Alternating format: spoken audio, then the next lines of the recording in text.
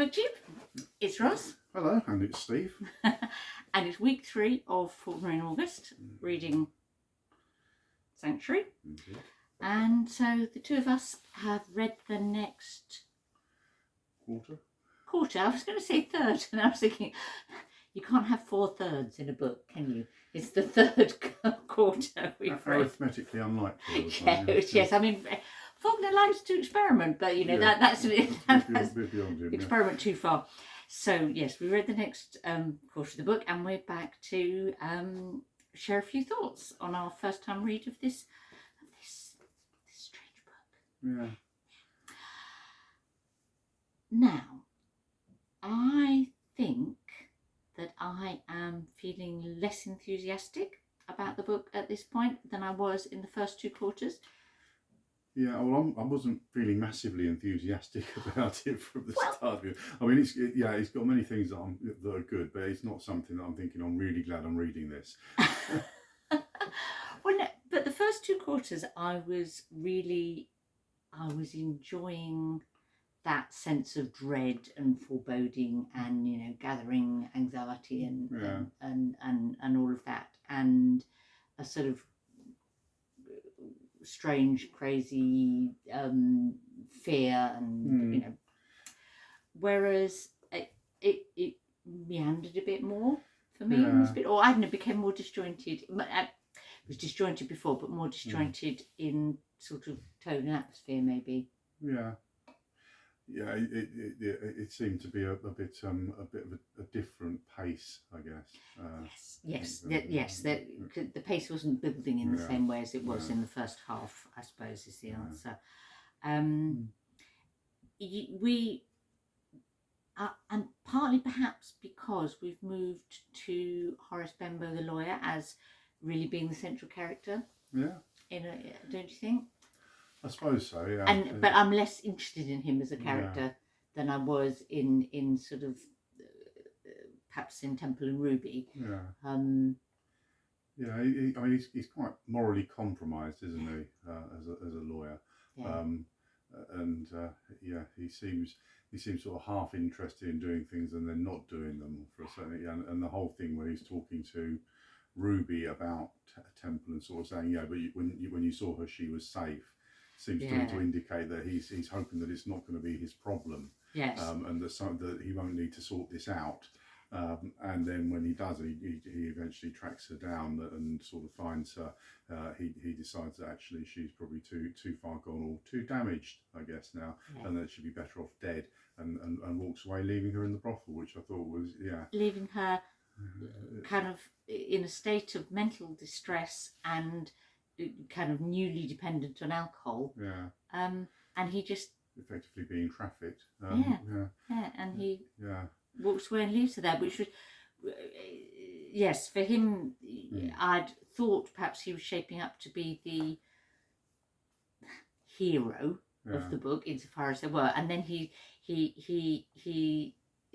persists in going and tracking her down and so on, and then is just abandons her, and that's the second time she's been abandoned, because Gowan abandons her, you know, so that, and which in some ways made it less obvious plot, because the obvious plot would have been for him to try and get her away and Popeye to try and, you know, stop him. And you could have a rip-roaring thriller out of that, couldn't you? Well, basically, that would have been the obvious book, and this isn't obvious, but nevertheless, Well, I think it's Faulkner's deep cynicism about humans and human motivation. I mean, and that he tries to do the right thing, but then can't actually carry it through. He doesn't finish what he started. Which fits with someone who's left his wife and separated, doesn't it?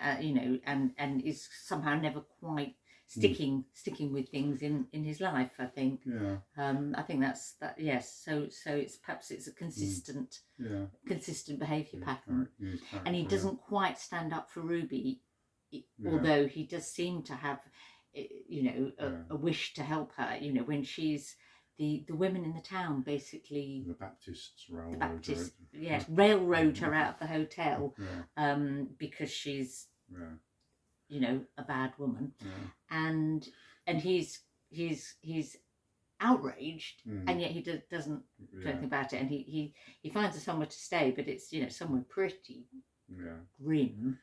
Yeah. Although it is a nice. It does then that almost does make sense in terms of also the way he gives up on. He's given up. He doesn't rescue Temple. He sort of supports Ruby, but he doesn't. Not to the extent of finding her somewhere decent to live, which maybe he couldn't, but defending her. He's given up on his wife. He's I don't know. We get this building picture of him that's not particularly attractive, and then thinking of flawed or I don't know. Yes, people who are morally compromised. The interesting but very unappealing character who's introduced in this section of the book is Snopes, the senator. Yeah, well, obviously symbolic of dirty politicians, I think. Yeah, and I love the fact that he is actually physically dirty. Yeah. There's the line on his neck, I think, isn't it? Yes, the line on it, and that brilliant line about his suit that had been pressed but not cleaned. Is that, but that's that's very sort of like while I'll sort of simultaneously looking smart but not, because actually you're polluted. Yes. Yeah. And he was elected without needing to go to the polls. I think, something like that. So it's this idea of politics as not being a solution. Yeah. I guess. Yeah. Again, in terms of the context, the historical context of it, that you're in the Great Depression, aren't you? Post Wall Street crash, and so politics has not been working particularly well. There's a rise of fascism around the world, and communism as well. So it's politics is a dirty thing, I guess. Yeah. And I think there's a class thing in Faulkner which I can sort of see is there, but I don't know the rules so well. You know what I mean? Like if this was an English book of the 1930s, I'd know. Yeah. Whereas but I have the impression that Snopes is kind of like ex-poor white trash, but now on the up. Yeah. Yes, as opposed to the sort of Sartorises and so on that were the old upper class, family, as it were, and that Horace Bembo is more in the sort of the upper class, as was Gowan, but they're all compromised. Yes. Yeah. So I think. And then we get the comedy duo. Yeah. The Snopes nephews and friend are just.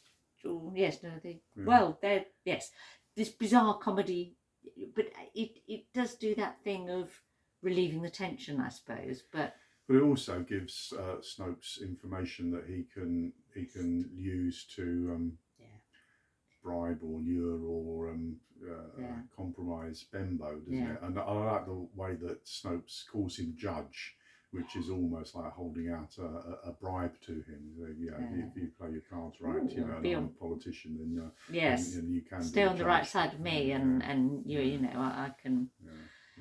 Yeah.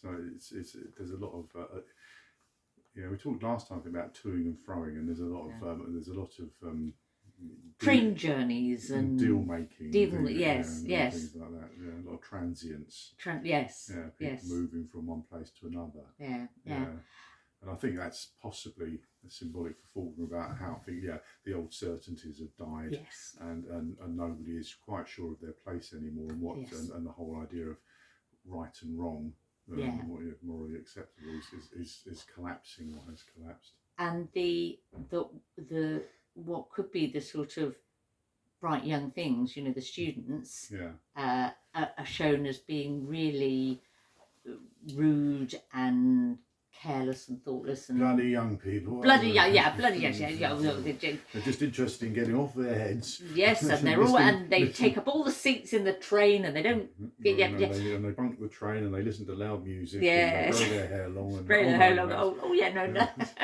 They wear strange clothes. Yes. So there's a chunk of that as well. So I'm looking forward now to reading the last quarter and wrapping this up in my head. I feel the strong need to like just get on with it and get to the end. I don't have to like characters in a book to find a book rewarding and find a book interesting and engaging,